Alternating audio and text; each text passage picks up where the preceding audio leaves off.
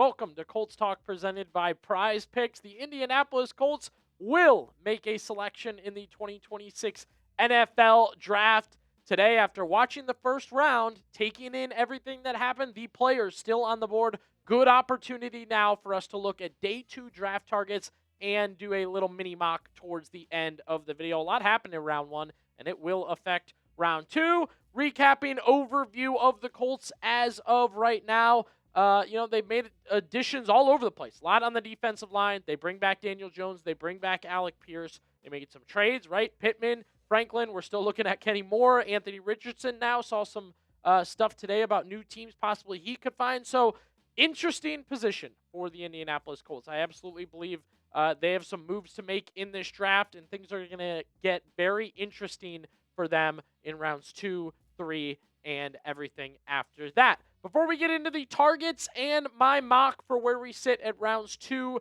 and 3, we're talking in the office earlier today. Everybody's talking about their teams, who they drafted.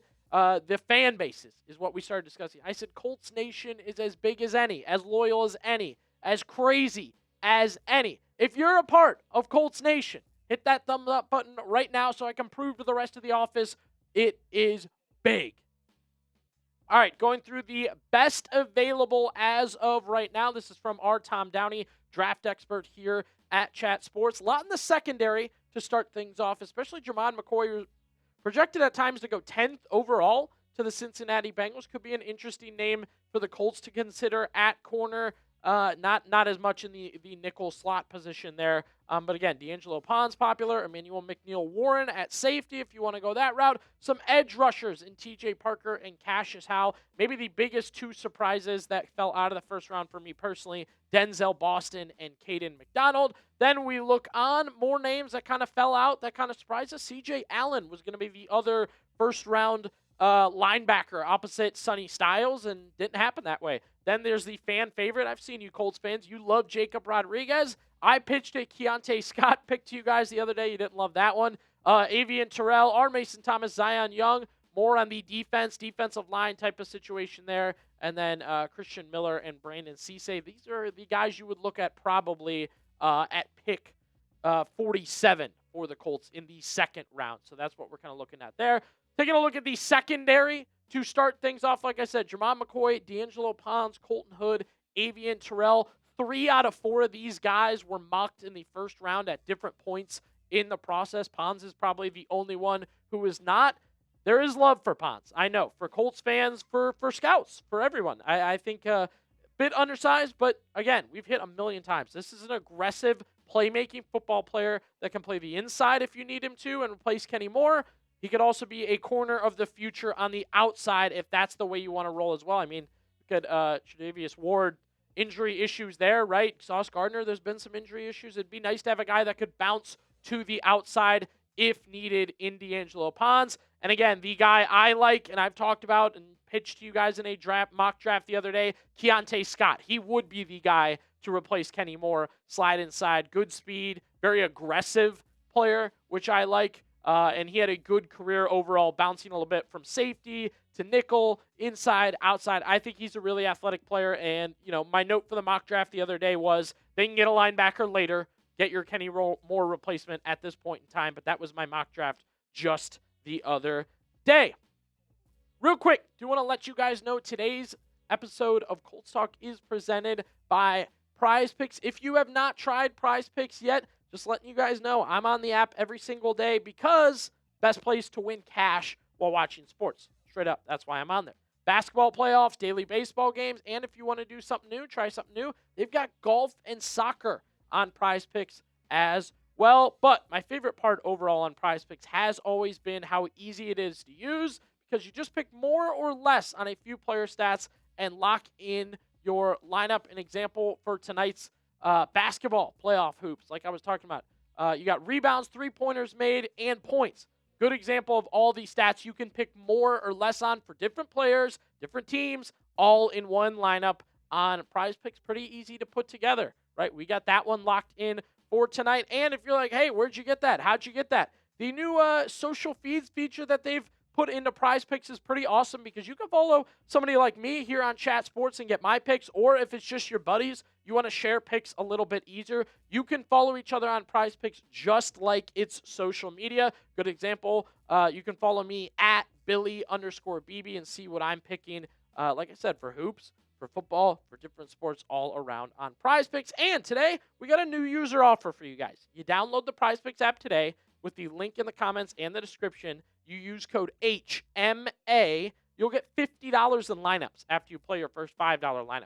That's code HMA to get $50 in lineups after you play your first $5 lineup. Say it with me. PrizePicks. It's good to be right. The defensive line position, the edge rusher position, definitely is a need for the Indianapolis Colts. Kind of ironic because they went defensive end with our guy JT last year, and it just hasn't quite hit yet. It's kind of interesting that it's a need as of right now. I think we agree and disagree on different needs for this team, but Cashius, Howell, the top guy, TJ Parker, R. Mason Thomas, and Zion Young, really solid options there. And again, a couple guys that possible first rounders, and now they've fallen back a little bit. R. Mason Thomas is a guy I think is perfectly placed here for the Colts to snag him if they want to go edge rusher, right? If they want to go edge rusher at that position. Very violent player, very physical player, tad undersized for the edge rusher position. Not the biggest deal there because of the difference he has made on the field while at Oklahoma. And like I said, he is definitely one of the guys I think you may not need to stress as much about teams snagging him real quick. I think that's going to be a good position for the Colts to possibly get R. Mason Thomas at 47. If that's not your guy, give me a name you want the Colts to draft today, whether it be the second round or third round. What do you think about the Indianapolis Colts drafting blank player? Let me know who it is down below. You can also take a look at Zion Young. This is a guy we've discussed here on the show a couple times. Our scouting report on him, potential to be a great run stopper with the pass rush juice to be a 3-down player. 3-down player would be really important for the Colts to get at the edge rusher defensive end position to get a guy that could play all the time. And, you know, again, especially after last year where you're using picks on this group and then still coming away needing it in the draft, I think it would be extremely valuable for the Colts to find somebody that could play every single down on the edge. Now, linebacker is like, got to have a linebacker, right? Zaire Franklin is gone. I've looked at that room a couple times. I just don't love what they've done in that room. The addition of Akeem Davis-Gaither is solid, but not enough. C.J. Allen is falling.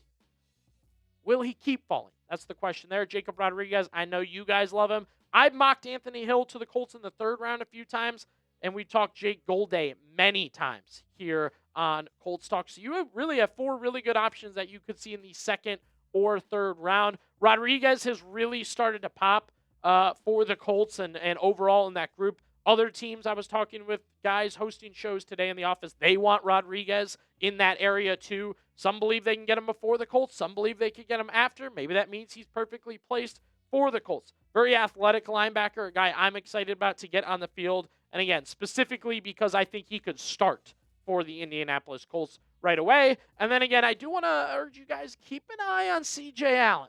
Okay, I originally was like, I think I might mock C.J. Allen here. They can't pass up on him. They need to snag him. I think this run may end soon. I think he may be one of the first guys taken to start round 2.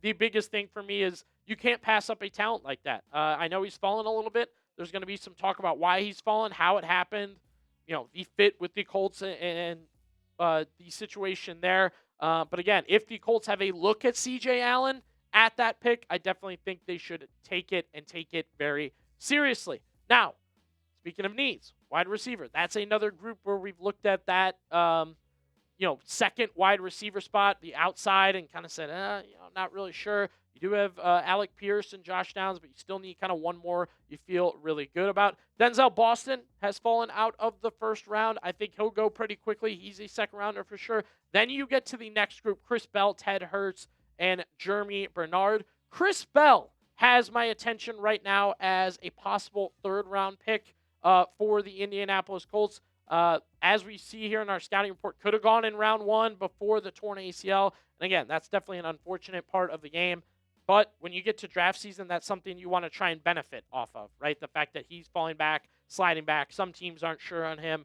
if you get to that third round and Chris Bell's still available, the Colts definitely should take advantage to add to the wide receiver room. Thought he had a really good year, bouncing back a little bit and getting after it in 2025. And specifically, the idea in general for Chris Bell to possibly be a wide receiver 2 of the future for the Indianapolis Colts and or Malachi Fields. This may take some extra juice to find a way to get him, but the build, the size, that's key for Indianapolis of possibly getting a guy like this in the building. This isn't exactly your speed guy. We've talked about a couple guys with like rocket boosters on the feet. Not that type of player, but the ball's in the air. I trust Malachi Fields to go up and get it, and I think that's something the Colts could really use, whether it be for Daniel Jones to start the season, Riley Leonard, making sure you have the right weapons in general. So keep an eye on a guy like Malachi Fields when we look at round later in 2 if they want to try and get back up, or round 3 for the Notre Dame wide receiver. And look, I think you're going to go through the draft and at some point need to look at the offensive line. Quick run through. A lot of options at center. We've seen a lot of mocks and talk within the office. Looks like round 3 there's going to be a run on centers. Not sure that's where the Colts need to get involved. Guard, also some guys that have fallen out of the first round and now head into the second. A lot of guys that are very versatile, could play multiple positions for you. And again, probably going to go through this draft and get an offensive lineman at some point. Same thing with offensive tackle. You're going to try Jalen Travis at tackle, but if they don't like what they've seen so far, could be a position where they bring in a little bit of competition to mix things up for the Colts, just because you've gone through some changes on that offensive line this past offseason, and they're going to look at some names they may want to bring in. For the inside, Chase Basantis is a name I am watching right now if they want to get aggressive in the second round and possibly get this guy. But trading back, I don't think that's their 47 pick. But finding a way to add this guy to your roster, or if he continues to fall a little bit. But a guy I've had mocked to them in the past, and I think the Colts definitely could take a look at in round 3 is Caleb Tiernan. Very versatile tackle for Northwestern. I think he could find a fit, on the left or right side as a backup for Indianapolis in the coming years. Big thing with these offensive linemen is experience. They played a lot of football, and you want to see that translate to the NFL. I think Caleb Tiernan is absolutely a good example of that in general for the Colts to take a look at. Now, other positions less of need. The Colts have added a lot of safeties. Keionte Scott I describe him as a defensive back in general with that one. So that's why we had him under the corners. A couple guys that, a guy like Zakee Wheatley you could get maybe in the third if that's what you're interested in. But again, Colts have signed a lot of safeties there. Colts have also been pretty aggressive in retaining their tight ends. They used a pick last year, re-signed a couple of guys, and of course have some projects right now going on where they've got the player who's never played football before trying to translate to the NFL there. Defensive tackle specifically, I think this is another one where they've just really bolstered that group. You've got your starters in Grover and DeForest Buckner. Then you've also added players like Caleb Wooden and Derek Nottie, so I don't know that that's one they'll be very aggressive with. Running back, I mocked this. I projected a couple for them, and it is definitely a group I want us to keep an eye on just because they've only got 3 running backs right now. If they want to add to that room, get somebody to pair with Jonathan Taylor. Again, not always looking at the running back of the future, but somebody that could fill some needs and spaces and different situations for you as well. And then quarterback, I've urged you guys to consider the fact that the Colts have brought these guys in for interviews. They are looking at a late-round quarterback addition, right?